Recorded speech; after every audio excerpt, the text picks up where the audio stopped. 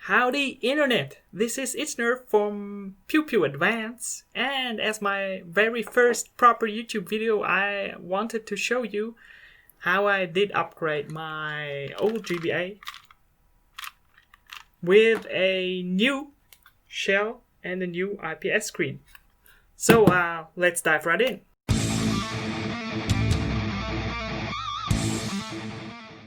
So first I got to disassemble my old white GBA. On the back of the GBA there are 6 tri-wing screws, and these are now gone, and there is one small Phillips screw in the back of the battery slot. So now the back is gone. Here's the tri-wing screwdriver. My camera fails to focus so you can't really see it, never mind. And then I did have to remove the side things and the shoulder buttons. There are 3 more Phillips screws that hold the motherboard. And when these screws are gone, you can actually move away the motherboard, and you can see that the motherboard is connected via this orange flat cable to the screen at the front. And this cable connector has like 2 pins on each side. There's one, and I just use like a small flat screwdriver to pull up those pins so I can remove the cable. Those pins actually hold the cable. Now I can remove the cable, and now the front of the GBA and the board of the GBA are separated, and we can continue.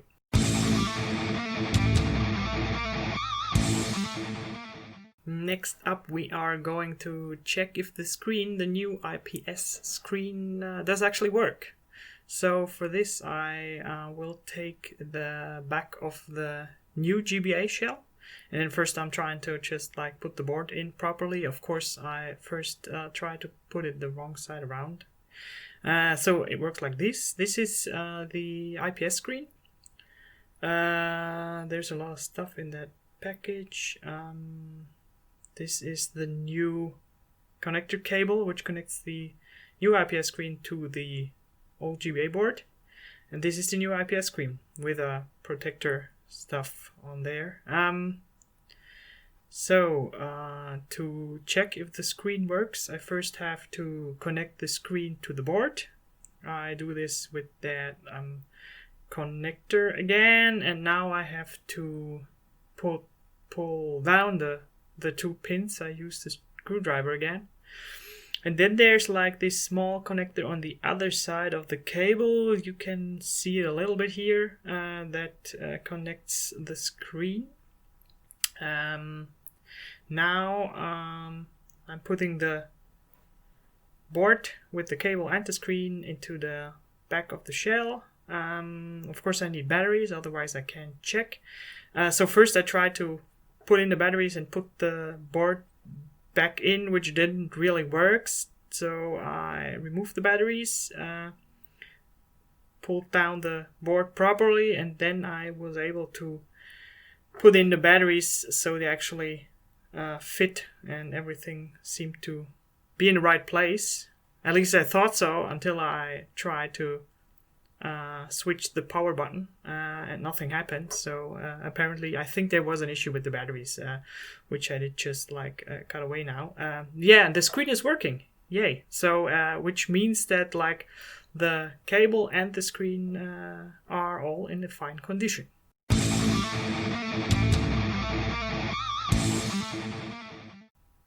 Okay, next up I'm doing some preparation steps to make sure everything will work when I actually put everything together. So I'm checking all the stuff that comes with the screen. Here we have some 3D printed brackets where the screen will fit in. You will have a proper look. You will get a proper look at that in a minute.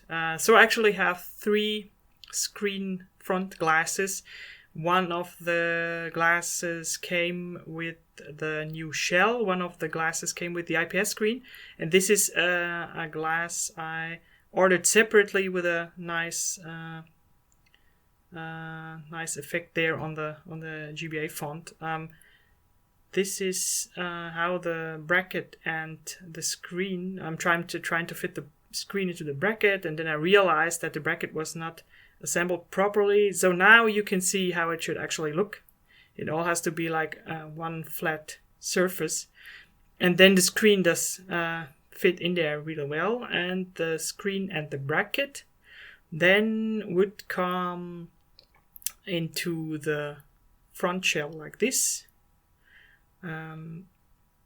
Now you can see how it looks in the front, and of course in the front you will have the glass over the screen fitting in that mold there. So everything looks pretty good. The front glass does have tape attached to it. There is an insulating film that is supposed to go onto the metal back of the screen, and this is the tape that actually attaches the screen to the shell. So what I'm doing here is I'm already removing this middle part, because we obviously don't need that, otherwise you wouldn't see the screen, which would kind of not make any sense. So there you have the tape we need that goes all around the edges of the screen.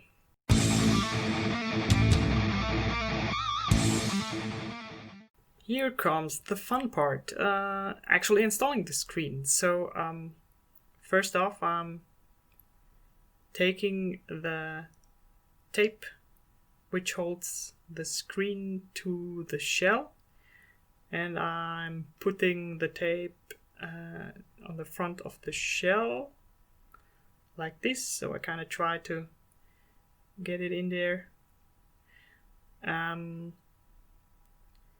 And I actually realized that the tape at the lower end of the screen opening, you could say, the tape kind of stuck out, and afterwards I realized it probably wouldn't have mattered, because it's not an area where the screen is actually visible, and it's an area where because the glass is in front of it, and no guide ever told me to actually do that, but it kind of bothered me. Therefore I did cut the tape so it did fit the new shell. Now I'm removing the protection film from the IPS screen. At least I'm trying to. Oh, and to get back to the tape does actually stick out a bit, because the tape from the IPS screen is made for a regular GBA shell. At least I think so. Therefore it sticks out. So now I'm trying to get the screen and the bracket onto the tape, and it kind of fails, because as you can slightly see, the bracket is actually not all the way down on the GBA shell. Therefore I removed the shell.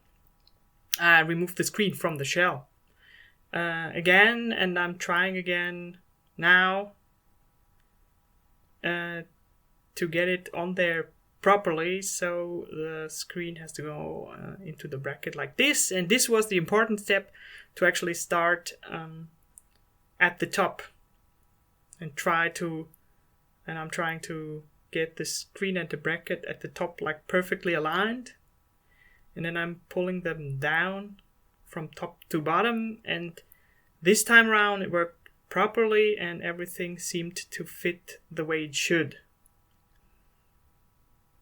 Now what's important is that it's completely clean on the front. If you just remove the protection film and then get the screen on there directly, compared to me failing to do so at the first, you can actually just put on the glass. But in my case, I did clean up a little bit with some, I think it's like a microfiber towel for glasses or something. So now I did put the front glass into the shell. Seemed to work, looks okay.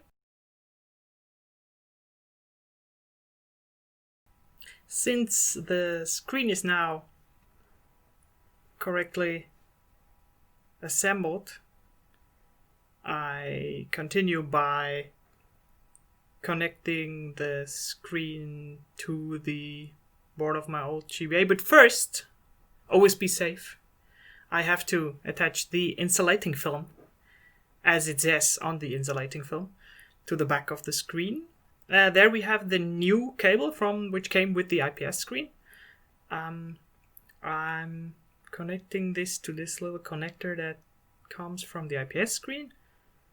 And now I'm figuring out how the cable is supposed to stay in the shell and be attached to the board. I do have to connect the cable to the board with this connector and the 2 pins again. And again I have to pull the pins down to secure the cable. Now you can't really see it here. It actually looks like it's okay. That's the reason why I thought it is okay. It's really important that the cable is put into the connector like right until the end, like completely inside the connector. You will see why that's important later. So let's continue with the buttons. The shell came with new buttons, and just for the sake of it, I also ordered like purple rubber pads for the buttons, which is completely cosmetic because the shell came with buttons and rubber pads, of course. But I wanted to have purple pads. Why not? They were pretty cheap anyway. So first I start with the directional pad, which of course comes in here. You can't really do something wrong. I think I was thinking about the direction of the pad, if it does matter anyway, but I didn't realize, I didn't see any way you can choose the wrong direction or something. So here's the rubber pad for the directional pad. This is the A button. Oh yeah. Now, which is what's nice is that the shell and the buttons are, as you can see, prepared in a way so you can't mess up. You can't put the B button into the place where the A button should actually go, which is pretty nice. And like both the A and the B button are secured with another rubber pad. This is the start and select button. There's no rubber pad for these, so it's just like one rubber thing that's the buttons and the back at the same time. The shoulder buttons, and then there's these side things, and last but not least, this is the power switch. Like, it's pretty, while it might not look like it when you're actually assembling it, there's not a lot you can mess up, because most of the stuff just fits like one way around. This is actually the light indicator for the power of the GBA, which has its own slot right there under the R shoulder button. And the shoulder buttons, as you can see, they actually have like these metal pins standing out, and I kind of had to fiddle around to, as you can see, to get these shoulder buttons in there properly. What's nice about that is that once they are at the right place, you immediately realize that it's correct, because you can then like click the buttons and it all feels and sounds properly. The board is then attached to the shell via these 3 small Phillips screws. There's the third one. Yeah. Okay, all in there, so the board is attached. So what I actually did, I did remove the shoulder buttons because I realized that fastening the screws while having the shoulder buttons and these side parts on the shell doesn't really work. So I removed that, and I'm re-adding the shoulder buttons now. Again, it's kind of fiddly, but once they're in the correct spot,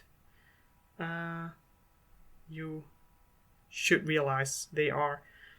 Now we need these side parts. What's actually funny is that the side parts from the original GBA shell, they actually have an L and an R letter in there, so like you can't mess up that. With the new shell, they didn't have that, but I think it didn't really matter where you put which part. So this it was the wrong way around. Nice.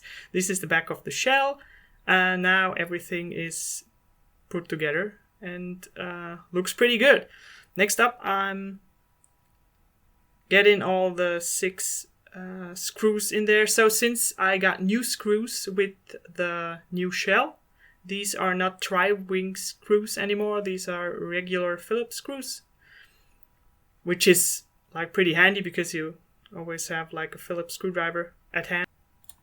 This is the last screw, and now for the moment of truth, I am going to put batteries back into my newly upgraded GBA and check if it's actually working. Turn it around, turn it on.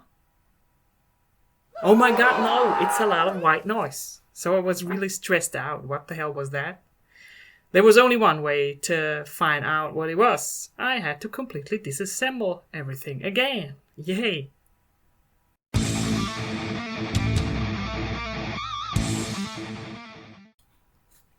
So after disassembling it, I realized that I screwed up with the connector cable between the screen and the board, and I reattached the cable properly, and I assembled everything again together, and now it's working! Yay! Hooray! Everything is alright.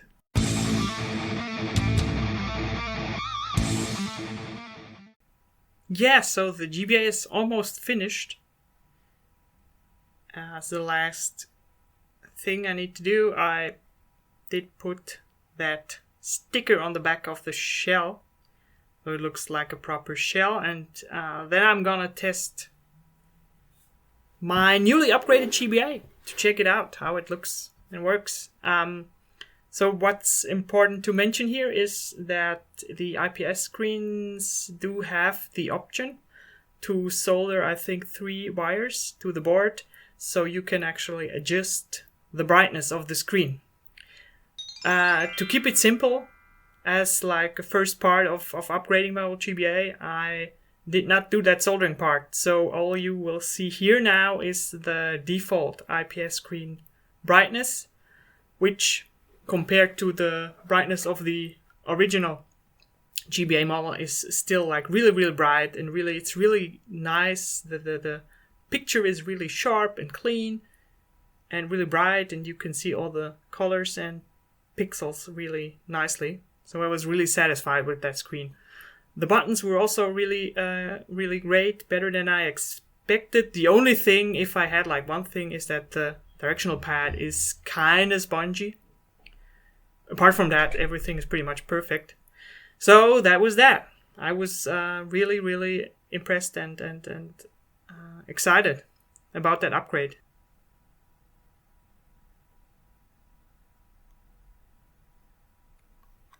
So, this was how I upgraded my GBA with a new shell and a new screen. I hope you liked it. If you have any questions, because I'm pretty sure I forgot some parts, just leave a comment below. And apart from that, thanks for watching, and see you next time. Bye bye!